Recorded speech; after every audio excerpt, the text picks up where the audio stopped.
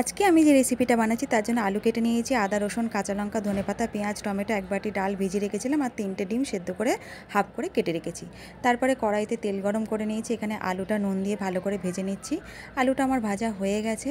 তারপরে কড়াইতে আমি আবার ফের নুন দিয়ে ডিমগুলো ভেজে নিচ্ছি ভালো করে।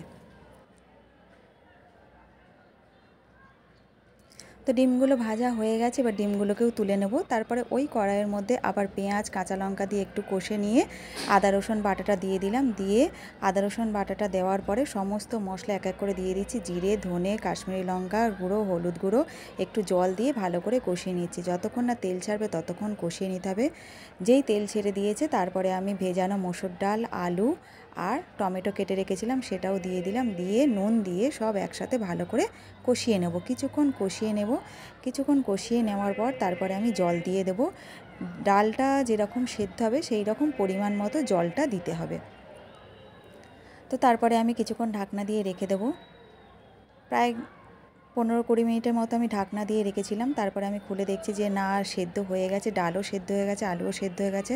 তারপর ডিমটা যে ভেজে রেখেছিলাম সেটা আমি দিয়ে দিলাম, দিয়ে কিছুক্ষণ ফুটিয়ে নিয়ে ধনেপাতা ছড়িয়ে দিলাম ওপর দিয়ে। আর দেখো রেডি হয়ে গেছে আমার আজকের রেসিপিটা।